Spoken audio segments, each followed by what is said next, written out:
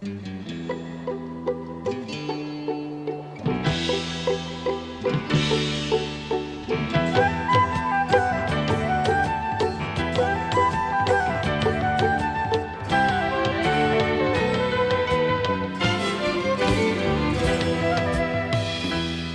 weekly public affairs TV show has been on the air continuously since April 1979, and for years now also on ABC TV 25 in Palm Beach and other networks nationwide. I've had the privilege of interviewing world leaders in a wide range of subjects with a view to promoting peace, friendship and culture, health and positive solutions based on true facts and understanding.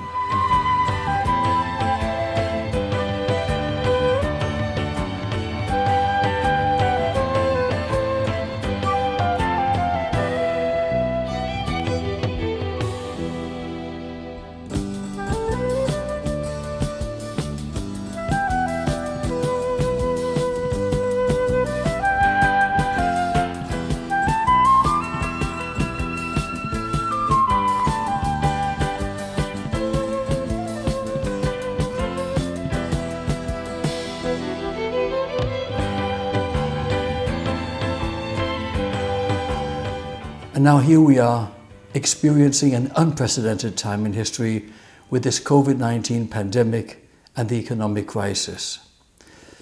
We are already seeing life and game-changing realities affecting all our lives. Unquestionably, the absolute priority must be to all work together to address this and minimize suffering and deaths. In a spirit of genuine cooperation, one can address and resolve and take an open-minded, practical look at all options in defeating this pandemic. In fact, there are drugs being tested today for potential efficacy that were developed years ago and some that have only recently become available. All over the world, leaders in science and research are desperately seeking ways to slow the spread of this virus and enable better treatment of severe cases. Those patients that too often end up on ventilators, with many not surviving. More than 200 clinical trials of COVID-19 treatments or vaccines are taking place in Europe, in Asia, and in Israel, and new ones are being added every day. For example, Dr. George Church, the world-leading geneticist at Harvard, is working to make humans immune to all viruses using CRISPR-Cas9 gene modification therapy. He helped pioneer mapping the human genome and editing DNA. His lab is working to make humans immune to all viruses, eliminate genetic diseases, and reverse the effects of aging. We have a strategy by which we can make any cell or any organism resistant to all viruses by changing the genetic code. So if you change that code enough, you now get something that is resistant to all viruses, including viruses you never characterized before. Unfortunately, his therapy is still at least 3 years away. And new treatments for COVID-19 are very urgently needed at this time. My point is, what's needed today is full unhindered cooperation, and because it's so relevant for these reasons, we'll hear from some top leaders after these messages. We know that we're asking Americans to do a lot right now. So we're asking everyone to be selfless for others so that we can protect those who are most susceptible to this virus. A question I often get asked is, why should young people care about the spread of coronavirus? Well, we know that people with underlying medical conditions over the age of 60 are at highest risk, but they've got to get it from somebody. Social distancing is really physical separation of people. It's what we refer to when we ask people to stay at least 6 feet apart. Not going to bars, not going to restaurants, not going to theaters where there are a lot of people. It all just means physical separation so that you have a space between you and others who might actually be infected or infect you. We all have a role to play in preventing person-to-person spread of this disease, which can be deadly for vulnerable groups. For more information on how you can social distance, please go to coronavirus.gov. Life Extension magazine brings you new discoveries in health and anti-aging. Our science-based research and supplements are so advanced they're many years ahead of the medical mainstream, with quality control standards that exceed FDA mandates. Life Extension has covered groundbreaking medical research for more than 35 years. For your health and future, you deserve the best. Learn more at lifeextension.com.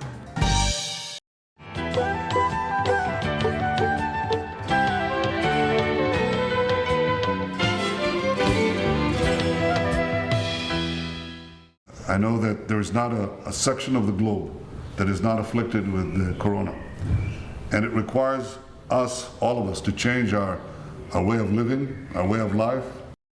Our brave doctors, nurses, and responders are fighting to save lives. Our workers are racing to deliver critical medical supplies. Our best scientists are working around the clock to end this pandemic. I think it's right to start to plan for what things are going to look like when we're through this and how we're going to start up again. Absolutely, we need to be doing that, and it's important because people need to know that the confidence exists that we will get through this. What a strange ambience, what an atmosphere here in this Holy Week, Passover and Easter 2020.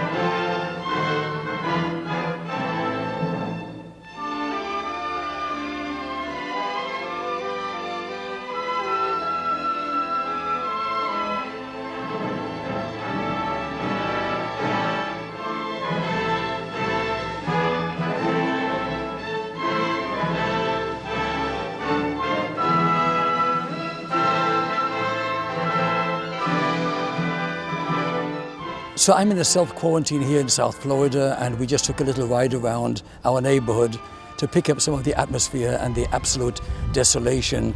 Most people staying indoors, even at dusk already, as they should, and of course for the rest of the night. So interesting, what a serene, strange atmosphere. And all we can do is congratulate all first responders, all the doctors and nurses worldwide for doing their utmost, and of course the scientists for doing whatever they can to address this nightmare situation in history. And we wish everyone, of course, yet again, the very best. Bill Faloon compiled the 1,500-page medical reference book, Disease Prevention and Treatment. His latest book is Pharmacracy, How Corrupt Deals and Misguided Medical Regulations Are Bankrupting in America, and What to Do About It. He's also director and co-founder of Life Extension. He is spearheading human age research whose long-range goal is the radical extension of the healthy human lifespan. The organization now has over 100,000 members, and each month mails 300,000 copies of the Extension magazine to newsstands, subscribers, and members. To promote Life Extension innovative medical concepts, Bill has been featured in hundreds of media appearances, including the Phil Donahue Show, the Joan Rivers Show, Tony Brown's Journal, ABC News Day One, maybe you're involved there, and Newsweek magazine. So now I'd like to bring Bill up to the podium for our keynote speech. Thank you for those kind words. I founded an organization in 1977 that has since grown to be the world's largest consumer-based anti-aging medical group. And in the early 1980s, we identified some methods to slow aging and reduce the risk of degenerative diseases associated with growing older. And since then, these concepts have been recognized, for the most part, by the conventional medical establishment. And what our controversial position today is based on a lot of research, by the way, is that aging is a reversible condition. My main concern from a historic perspective is about the delays in making effective therapies widely available to save lives today. For example, the major cause of primary liver cancer is the hepatitis C virus. Hepatitis C not only leads to cirrhosis and liver failure, but it also increases the risk of non-Hodgkin's lymphoma and head and neck cancers. Up until this recent coronavirus pandemic, hepatitis C often killed more Americans than any other infectious agent. But hepatitis C is curable in over 95% of the cases. So the Life Extension Group that advocates innovative ways to prevent and treat diseases more effectively recommends that all Americans aged 18 to 79 should all undergo blood screenings, because virtually everyone can be cured with a protocol including a drug called ribavirin. The first drug we're going to talk about was actually discovered in the United States. It's a broad-spectrum antiviral drug called ribavirin. Now, the name on this box reflects a brand name of ribavirin sold in Mexico. It's made in the United States, sold in Mexico, sold in Europe, sold in Japan. It's sold all over the world because it works. It's documented in a couple thousand studies to be a broad-spectrum antiviral drug. It can cure a common flu within a couple days, whereas if you don't have this drug, you might suffer for a couple weeks. In elderly people who suffer from influenza, which can be life-threatening, ribavirin often suppresses that virus within 48 hours. Now, one of the most common uses that ribavirin is employed for is hepatitis C. The FDA-approved drug called interferon only affects about 20% of the hepatitis C patients in a positive way. That means only 20% of the hepatitis C patients receiving alpha interferon get a remission effect. Now, if you combine the ribavirin with the interferon, you can improve that effectiveness rate by up to 10-fold. 10 times more hepatitis C patients benefit when the unapproved drug ribavirin is combined with the FDA-approved drug alpha interferon. And now newer drugs are available, such as Sovaldi. This has dramatically improved the hepatitis C cure rates when combined with ribavirin. Unfortunately, hardly anyone knows about the FDA's delay in approving ribavirin and the horrific suffering and death caused by the failure to approve this life-saving drug much sooner. No less than 2.4 million people in the United States have chronic hepatitis C, and 44,000 new cases are reported each and every year. This virus causes chronic inflammatory damage and can result in cirrhosis and liver failure. But the hepatitis virus does not only stay in the liver, it infects other parts of the body, and those diagnosed with primary liver cancer usually die within 12 months. I'm sharing these disquieting facts to emphasize the need to have a cooperative, open mind in addressing present-day emergencies. About 75% of those infected with hepatitis C in the United States are born between the years 1945 and 1965. For decades, hepatitis C patients have endured a 6-month treatment using alpha interferon, causing brutal side effects with no guarantee whatsoever that the virus will be eliminated. But when the antiviral drug ribavirin was added to the alpha interferon, the cure rates improved significantly. The good news today is that several hepatitis C drugs are available that are relatively non-toxic and have cure rates well over 95%. But most of these new drugs still rely on co-administration of ribavirin. Ribavirin, again, is the drug that was delayed and held back for years by the FDA. The hepatitis C virus is the leading reason why 17,000 Americans are waiting for liver transplants today, and so it's so very crucial to eliminate this virus before irreversible liver damage occurs. The scientific literature strongly supported ribavirin and interferon as the very best treatment for hepatitis C infections many years ago. Ribavirin was approved by virtually every country in the early 1980s, but the FDA disregarded these studies and chose instead to take their bureaucratic time in approving a new drug rather than capitulate to the pressure of dying Americans who could have been cured by a therapy that was stuck in the FDA's waiting room. The political suppression of ribavirin provides a real-world example of what's wrong with today's medical regulatory system.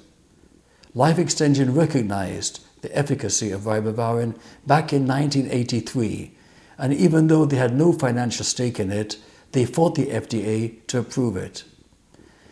It took until 1998 for the FDA to finally approve ribavirin, which meanwhile condemned hundreds of thousands of Americans to needless suffering and death. Life Extension's mission was to spare these Americans who were dying because the FDA would not allow them to have access to ribavirin. This is one example of a lethal drug delay. It took Life Extension over 12 years to get the FDA to approve this one drug. Now, science today is discovering new therapies to treat killer diseases, but a labyrinth of governmental bureaucracy denies Americans access to these life-saving medicines. The US Drug Administration, the FDA, is a bottleneck in a corrupt medical system that absolutely must be changed. Now, several decades later, I'm told the FDA is finally approving new cancer drugs much faster, and some of these drugs do save lives. But these new drugs are toxic, expensive, and are often overdosed or over-prescribed. Another example of lethal delays is the anti-diabetic drug metformin that was approved in England 37 years before Americans had access to it. How can one justify that? And thinking of diagnostics, most people already do get annual blood tests to check for cardiovascular risk factors, but they don't know that additional tests, such as fasting insulin, glucose, and C-reactive protein, can indicate future cancer risk. Now that hepatitis C is curable in over 95% of all cases, blood testing for this disease is now highly recommended by Life Extension, and it's a low-cost test that your doctor should prescribe. So as we conclude, these were examples to illustrate my main point, which again is what we need today are scientific solutions to the coronavirus pandemic that are not impeded by the FDA's bureaucratic red tape. And now we will continue with this special program. As panic spreads amidst the coronavirus outbreak, there is some hope coming out of Israel. Is a vaccine for coronavirus just around the corner? That could be the case in Israel, where a vaccine for the virus is on track to be ready for testing within just a few weeks, although it likely won't be available for months because of lengthy bureaucratic testing and approval. The oral vaccine for adults and children could turn the disease into a very mild cold. The state-funded Migal Galilee Research Institute has been working for the last 4 years towards developing a vaccine that could be customized for various viruses, and it's now being adapted to focus on corona. Israel's science ministry made headlines last month when they said a vaccine could be just 3 months away, but the health ministry doesn't want to spread false hope. The vaccine will consist of a specially produced protein that needs to go through clinical testing for at least 30 days and then human trials for another 30 before going through the process of government approval. A solution to the virus is in dire need, especially given the new results from a U.S. study. Findings by Johns Hopkins University say that most people infected with the coronavirus will show symptoms within 5 days, and almost everyone will be symptomatic by day 12. But the big issue is that the virus is contagious before the symptoms even appear, making it extremely difficult for authorities to contain the pathogen in time.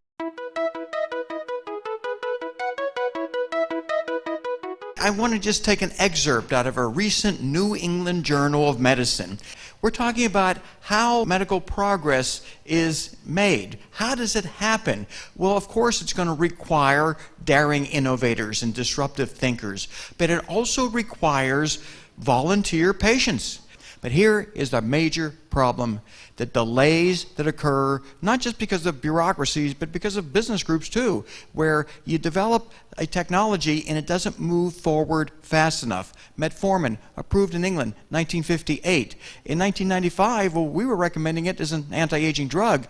Took another 20 years before the FDA approved a study to see if it really works as an anti-aging drug. And it's not the FDA's fault in this case. There really wasn't anybody except people like us pushing for it. And then finally, in 2019, the funding came through. Some individual wrote a $40 million check to see if metformin can really slow down or reverse aging. We'll know the results in 4 or 5 years, but we can't wait that long. We're aging right now. We need to do something. And this is an example of the catastrophic loss of life that occurs when a drug like metformin is delayed to diabetics. We did a calculation based on a study published this year, and about 4 million type 2 diabetics in the United States prematurely died because of the 37-year delay with metformin being approved. And I like to use analogies as it relates to how a technology can emerge without knowing how it happened. Edward Jenner, Louis Pasteur, they developed vaccines to protect against viruses, but they had no idea that viruses existed.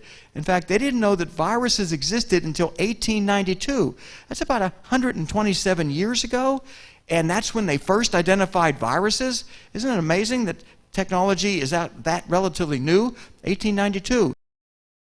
So the point there is 1892, they discover viruses, and here we are in 2019, credibly talking about eradicating all viruses. And in case you don't know about the ones that accelerate aging, there's cytomegalovirus. Most of us have it. About 90% of us have it. It's going to take 3 to 4 years off of our lifespan unless we figure out a way to eradicate cytomegalovirus. Epstein-Barr virus causes lymphoma, a number of other health problems in people. We've got all kinds of herpes viruses out there that create shingles. Viral infections are major problems, in addition, of course, to the flu epidemic that's going around right now. So what George Church is doing, and he feels he'll do that before he reverses aging, wow, we've got a potential to live not just healthy, but not get sick anymore. No more common colds, no more influenza caused by viral type infections. It really is an incredible, incredible advance.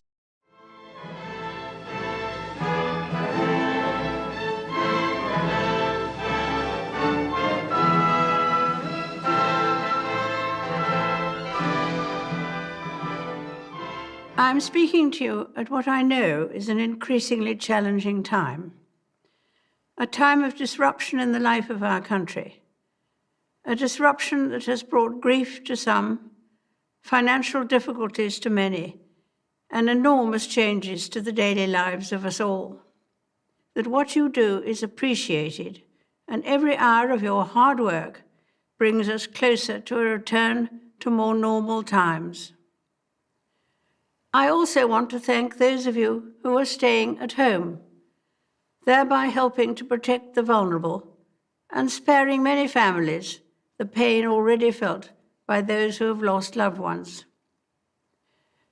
Together we are tackling this disease, and I want to reassure you that if we remain united and resolute, then we will overcome it. Many people of all faiths and of none are discovering that it presents an opportunity to slow down, pause and reflect in prayer or meditation. It reminds me of the very first broadcast I made in 1940, helped by my sister. We as children spoke from here at Windsor to children who had been evacuated from their homes and sent away for their own safety. Today, once again, many will feel a painful sense of separation from their loved ones. But now, as then, we know deep down that it is the right thing to do. While we have faced challenges before, this one is different. This time we join with all nations across the globe in a common endeavor, using the great advances of science and our instinctive compassion to heal. We will succeed, and that success will belong to every one of us. We should take comfort that while we may have more still to endure, better days will return. We will be with our friends again. We will be with our families again. We will meet again. But for now, I send my thanks and warmest good wishes to you all. Carrier asks, what does comfort mean to you? Is it a cool breeze on a scorching day? Or a cozy corner on a cold night? That every room of the house is as inviting as the next. And the air is fresh and clean for everyone. That humidity is where it belongs. At Carrier, comfort means more than just the temperature. And the people who invented modern air conditioning keep inventing new ways to make you comfortable, however you define it. Human age reversal. We may be there already. Human studies are now ready to begin to confirm meaningful reversal of pathological aging processes. These clinical trials aim to alter older humans so that they function as much younger individuals.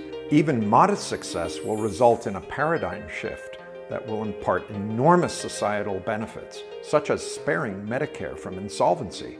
Life extension is not standing idle while 5,000 Americans die each day from age-related illnesses. Joining us are physician scientists who want to hurry up these technologies to keep people from aging to death. While life extension is pushing these projects forward, we need financial help to ensure these studies are carried through to fruition.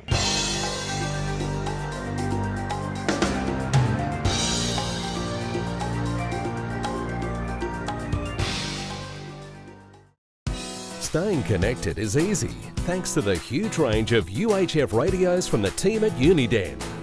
Built to withstand harsh Australian conditions and keep you connected no matter how far you want to go. From campsite to convoy, hiking to highways. Jace, you got a copy, mate? Uniden, keeping you connected. I got a copy, mate. A copy. For more information and to find your nearest stockers, head to Uniden, keeping you connected. When I was young, it seemed that life was so wonderful. A miracle, oh it was beautiful, magical. And then they showed me a world where I could be so dependable. Oh, intellectual, cynical. Find magic again. Sprout by HP. With Intel RealSense technology inside, now you can bend the rules of creativity outside. This concludes our special show for today from a quarantined location in South Florida. I'm Richard Peritz. And as we conclude, I wish everyone nationwide, globally, in Israel, United States, all over the world, all the doctors, all the physicians, all the EMT personnel, all the scientists, all people of goodwill, the very, very best.